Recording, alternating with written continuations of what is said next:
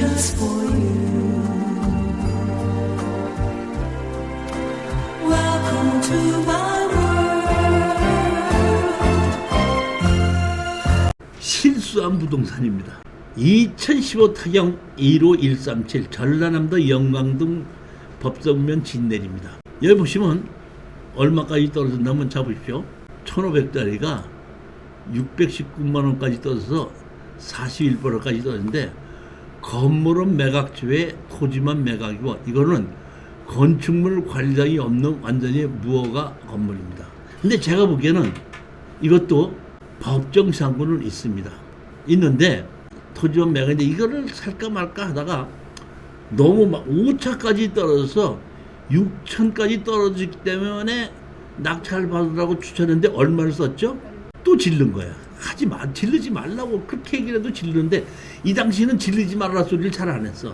지금은 내가 절대로 질르지 말라 소리를 하는데, 낙찰 받은 겁니다. 그러니까 수강생이 낙찰 받았습니다 그러더라고. 그래서 사실은 제가 여기를 찾아갔습니다. 제가 이거는 무슨 얘기냐면 이거예요. 보면 우리는 부동산이 좋아서 낙찰 받는 것이 아니라 돈을 벌려고 받는 거 아니에요. 그러면 제가 경매 물건을 골라주는 것 중에서 가장 원칙이, 법으로는 아무리 다 맞고 다 좋다고 하고 훨씬 더 유익하다고 하더라도 협상할 사람이 돈이 없으면 협상은 안 하는 게 아니라 못 하는 거거든요. 다시 말하면 내가 이걸 낙찰을 받았을 때 협상 당사자가 경제적 능력이 얼만큼 있느냐를 보고, 경제적 능력이 없으면 낙찰을 안 받아야 되는 것이라는 거예요. 그러니까 제가 이거를 경험하고 난 다음부터 우리 수강생한테 하는 얘기는 뭐 이렇게 얘기를 했어요. 마른 수건은 아무리 짜와야 애만 쓰지 물 한 방울 안 떨어진다. 그런데 젖은 수건은 슬쩍만 눌러도 물이 많기 때문에 우두둑 떨어지는 그 물 몇 방울만 하더라도 돈이 생기는 거다. 첫째, 제일 먼저 경매 물건을 고르는데 아무리 짜봐야 마른 수건은 물 한 방울 안 나온다는 걸 절대 명심하셔야 되는데, 이걸 보고 제가 느꼈던 거예요. 제가 처음에 이거 갔거든요. 낙찰 받아서 잔금을 냈다 그래서 제가 갔어요. 갔더니 한 30대 후반의 남자애가 여기서 라면 하나 끓여 먹고 있다가 내가 오니까 깜짝 놀라가지고 어떻게 오셨어요? 그러다 보니까 이거 땅을 경매로 낙찰 받은 사람이다 했더니, 그래서 하면서 박치더니 이미 경매로 나온다는 걸 알고 있고 누가 낙찰 받으면 찾아올 거라는 걸 알고 있었던 거야. 그러더니 나한테 하는 얘기가, 땅만 받으셨죠? 예, 그래요. 그랬더니 건물을 100~200만 원 주고 살 생각은 꿈에도 하지 마십시오. 이 얘기는 무슨 얘기냐면, 이 사람은 어떤 사람이 땅을 사고 나면은 건물은 자기 거니까 그 땅 산 사람한테 건물을 한 돈 1,000만 원 주고 팔겠다 이런 생각으로 해놓고 기다리고 있어. 그러니까 전혀 생각이 다른 생각이야. 보면 나는 협상을 하려고 갔더니 건물 주인이 땅을 다시 사겠다 그러면 얼마에 팔을까 생각했는데, 이 건물 주인은 땅 주인이 내 건물을 살 텐데 100~200만 원 주고 살 생각 하지 마십시오. 그러니까 그 사람 생각하고 내가 생각하고 정 반대되는 생각을 하고 있다는 걸 가서 만나보고 아는 거야. 이 사람은 절대로 이 땅을 살 생각이 없구나. 자, 그렇다면 살 생각이 없다면 저 건물을 내 걸로 만들어서 제3자한테 팔아야 되는데, 이 건물을 내 걸로 만든다고 하더라도 그렇게 좋은 집이 아닌 거예요. 그렇지만 할 수 없이 일단은 소송을 했습니다. 건물을 몇백만 원에 매입할 생각은 아예 하지 마세요. 이게 됐죠? 청구 취지, 너의 건물을 철거하고 연 151만 2천 원에 대해 비율을 계산한 돈을 지료를 줘라. 이렇게 집행을 해서 소송을 했더니 소송 당사자 당일날 안 나온 거야. 무변론이야. 그러니까 한 달 후로 다시 지정이 됐어요. 그 다음에 또 갔습니다. 안 나온 거야.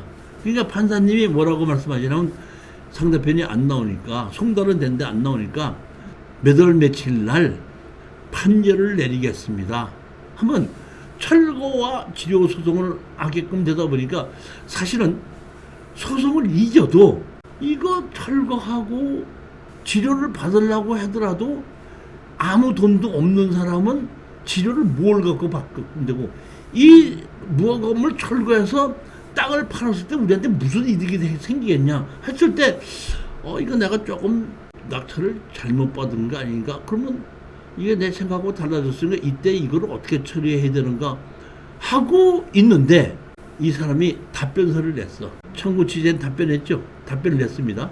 다툼이 없는 사실, 원고는 뭐 누구 있고 뭐 해갖고 답변서를 내니까 무변론으로 판결을 내리려고 하다가 답변서를 내니까 바로 조정으로 들어간 거예요.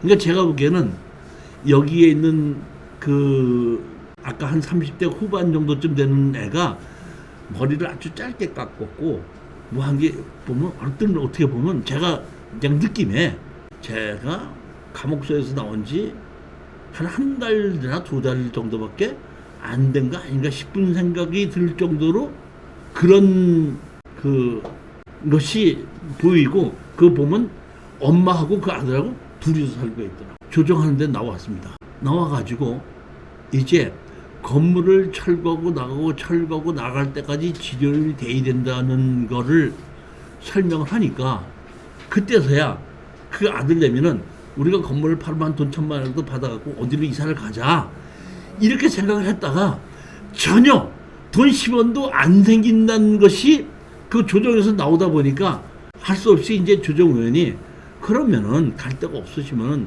이 땅을 다시 사셔야 되는 거 아닙니까? 했더니 뭐라 하냐면, 만약에 그렇게 된다 그러면 땅을 사야 되겠는데 땅을 살 돈이 없다는 거야. 사긴 사야 되겠는데 살 돈이 없다는 거야. 그러면 사긴 사야 되겠는데 없으면 어떻게 하겠습니까? 했더니 할 수 없이 우리가 이거를 조정에 합의를 한 겁니다. 뭐라고? 1,000만 원에 우리가 파는 겁니다. 1,000만 원에 파는데 계약금으로 500만 원 주고 나머지는 300만 원 주고 200만 원 줘서 나눠서 1,000만 원을 받는다. 우리가 얼마에 팔았죠? 샀죠? 619만 원 주고 샀죠? 800만 원 주고 샀죠? 800만 원 주고 샀으니까 사실은 보면 소송하고 뭐하고 남들가 아무것도 없는데 우리 소송을 어떻게 했으면 좋겠다 하길래 내가 이거는 어쩔 수 없다.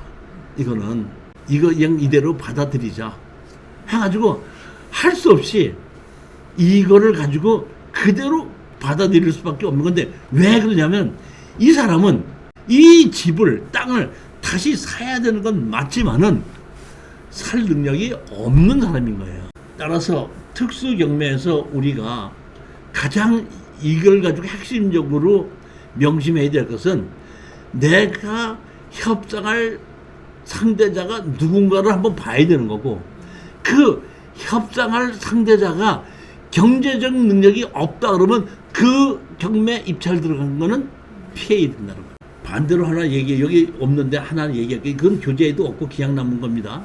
예전에 제가 한 10여 년 전에 우리 수강생들을 모집하기 위해서 신문 광고를 냅니다.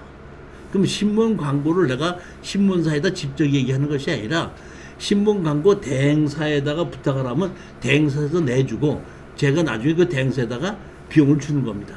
이제 그분이 하루는 이제 내가 이번에 신문 광고 내준 거 비용이 얼마인데 뭐 교수님 좀 주시고 제가 교수님한테 식사도 좀 대접하라고 왔습니다. 얼굴도 한번 보고. 그래서 이제 같이 식사도 하고 뭐 하고 이제 돈 얼마를 드리는 걸 다 해놓고 났더니 나 혼자 있는데 교수님, 그런데 내가 이렇게 몇 년 동안 경매 강의하는 거를 교수님 이걸 하나 내가 이렇게 내줬는데 나도 돈 되는 거 좀 하나 오늘 찍어주시면 안 돼? 이제 그렇게 얘기하는 거야. 그래서 내가 경매 물건을 고르고 있다가 그때 뭐냐면 성북동의 5분의 1 지분 경매예요. 그것이 5분의 1 지분 경매가 2억 7천인가 2억 9천인가 얼마가 나왔어. 감정가에. 근데 한 번 떨어지고 두 번째 떨어져가고 5분의 1 지분이 나왔는데 제가 보니까 상당히 좋았던 게 뭐냐면은 엄마가 거기 살고 있고 아들 하나는 해운대에 있는 아파트에 살고 있고 딸은 여기 타워플레이스 살고 어디는 어디 있는데 전부 다 그 자식들이 막강한 그 부가 있는 거고 그 집 자체도 성북동이 아주 대저택이야. 그것이 지분으로 나왔기 때문에 이거는 그리고 그 엄마가 거기 살고 있기 때문에 야 이거는 협상이 되겠구나 싶어갖고 내가 그걸 딱 보고 있다가 그분이 와서 이제 밥도 같이 먹고 했는데 그럼 이거 해가지고 내가 그거 골랐던 걸 내가 바로 줬단 말이에요. 그랬더니 그분이 뭐라고 그랬냐면은 나는 법원에 한 번도 안 가봐서 법원에 가는 걸 잘 모르겠으니까 어떻게 좀 법원에 좀 같이 가서 경매를 해주시면 안 됩니까 하길래 내가는 지금 가기가 뭐하니까 우리 김희주 이사하고 같이 가십시오 해갖고 김희주 이사하고 같이 가는 걸로 이제 정해놓은 거야. 일주일 전인데 우리 김 이사가 저한테 물어보더라고. 그럼 그거 가는데 얼마를 쓸까요? 그러더라고. 그래서 나는 그 낙찰가 그러니까 전 가격에 한 이게 70%까지 떨어지고 40% 떨어졌기 때문에 전 가격에 얼마 정도만 더 올려서 써라 하고 얘기를 했는데 전 가격으로 난 49%까지 떨어진 걸 가지고 얘기를 했는데 김 지사가 잘못 알아들어갖고 그 전 가격 2억 9천짜리를 2,700을 쓴 거야. 한 번 떨어졌는 거를. 그러니까 너무 많이 써서 깜짝 놀라서 낙찰을 받아놓고 왜 이렇게 썼냐고 했더니 교수님이 이렇게 쓰라고 한 거 아닙니까? 그러더라고. 그러니까 실질적으로 낙찰을 받을 것보다 한 6, 7전을 더 쓴 거야. 깜짝 놀랐는데 그러다 보니 그렇게 얘기를 하니까 이제 우리 그 낙찰 받은 사람이 어떻게 해야 됩니까? 그러길래 내가 그래도 이거는 돈이 있는 사람이기 때문에 염려하지 마라. 이거 그대로 될 거야 했더니 아닌 게 아니라 3일 있다가 교수님 오늘 법무사에서 연락 왔습니다. 뭐라고요? 그거 잔금 내지 말아달라고요. 왜? 자기네들이 공자서 몇 수를 갔는데 깜빡 놓친 거야. 걔네들은 돈이 없는 게 아니야. 돈이 있는 애들이야. 내가 봤더니 해운대에다가 타워편에 있어요. 다른 타워편에서 살고 하나 아들은 해운대 어떤 아파트에서 살더라고. 그러니까 돈이 있는 애들이거든. 그리고 그 엄마는 그 집에서 거주하고 있기 때문에 이거는 협상이 될 거라고 보고 다 돈이 있는 사람들이기 때문에 이건 협상이 될 거라고 생각했는데 너무 높게 들어가지 않았나 싶었는데 그래서 내가 1,000만 원 달라고 그래. 그리고 우리 입찰보증금 달라고 그래. 그러니까 입찰보증금 2,100만 원인가에 1,000만 원 더 달라니까 3,100만 원 아니에요.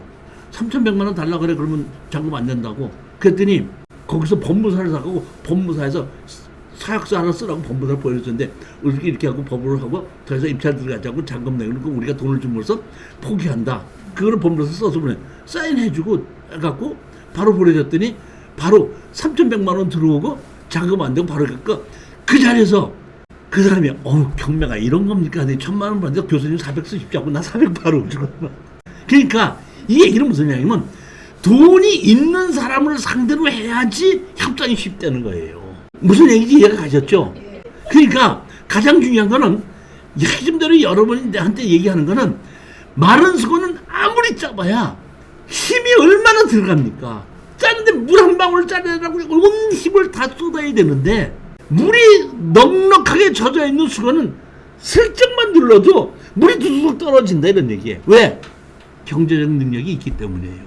항상 특수경매는 협상을 전제로 해서 입찰을 들어가는 거거든요. 그러니까 협상이 안 됐을 때에 철거나 지료소송을 내고 공익을 불안하는 것은 협상이 안 됐을 때 얘기인데 제가 봤을 때는 50% 이상의 협상이 된다로 입찰 들어가는 거고 그 협상할 당사자가 내가 이걸 낙찰을 받았을 때는 누구하고 협상을 해야 된다는 거를 권리분석에서 정확히 알아내고 그 사람의 경제력이 얼만큼 되는가를 보고 그리고 입찰에 들어가는 거라는 얘기 이거를 말씀을 드리는 겁니다. 여러분은 이런 거를 절대로 잊어먹지 마시라고 그 경매물건 권리분석할 때 절대로 머릿속에 넣으셔야 되는 겁니다. 자 10분만 쉬었다 또 하십시다.